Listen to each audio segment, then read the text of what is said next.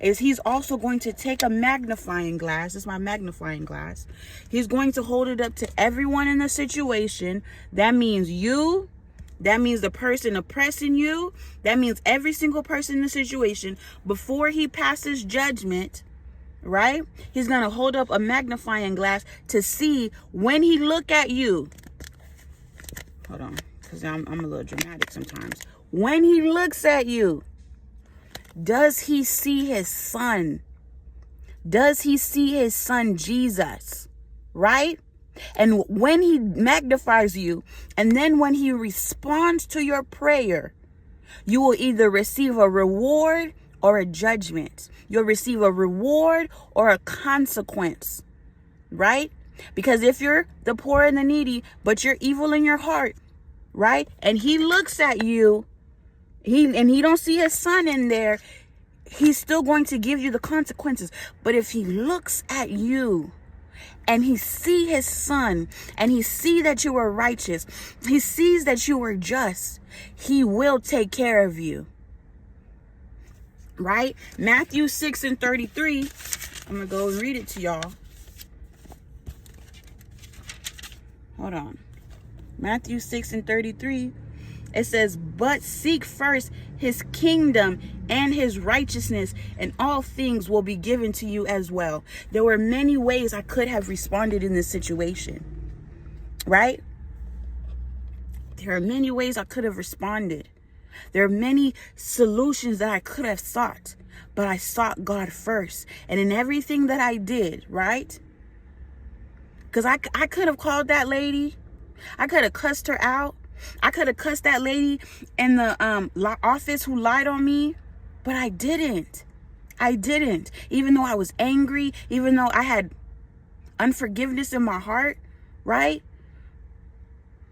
Even though, and I know a lot of people are going to watch this like, well, you was disobedient. You probably should have listened the first time when God said it was a person. Okay, I'll give you that. But even in all that, when God looked at me, when he examined me in this situation, he saw the way my heart was. He saw what had happened in the situations, and that I was seeking him, and I was seeking to be like him. And so he gave me the reward. But if God looks at you, even though you're being oppressed, right? I wasn't trying to make this into a lesson, I promise. This was a testimony. But I do sometimes be highlight. Anyways.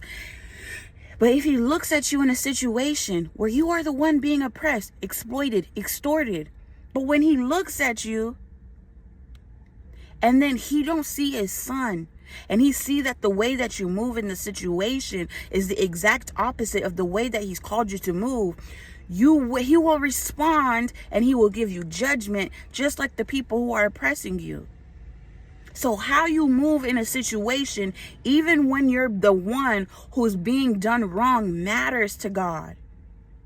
Right? Then another lesson you can take out of this is always put your trust in him. Because I gave you guys a testimony on my mom. I gave you guys this testimony about my tax situation. And I was worried. I was unnecessarily worried, stressed out. And each time God had me, he had my family, and I didn't need to worry. Literally at the end, the next verse in chapter 6, it says, verse 34, it says, therefore, do not worry about tomorrow, for tomorrow will worry about itself. Each day has enough trouble of its own. That's verse 34. So you don't have to, when you believe in God, when you're living the way that he's called you to live, you don't need to worry. You're good. He's got you. And this, I also want to say this too. If you are someone who has been kind, who has went above and beyond out of the goodness of your heart for another person, right?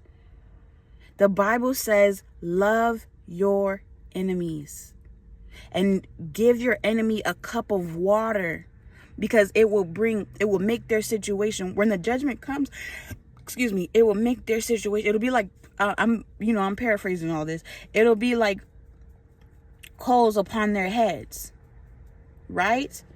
So God is saying, yeah, they're doing you wrong, but still treat them with kindness. I will be the one to enact vengeance upon them. Right? I will be the one to vindicate you, and your vindication will be that much sweeter. Right? And so if you've been kind to someone and they had the opportunity to be kind to you and they chose not to, don't worry about it. Don't let your heart be filled with unforgiveness.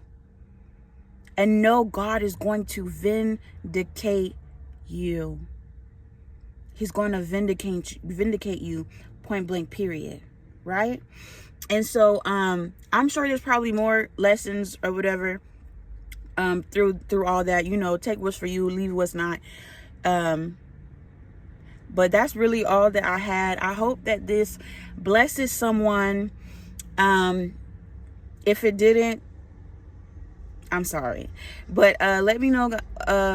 Let you guys leave me a comment and like and all that good stuff. And I'll see you next time. Bye.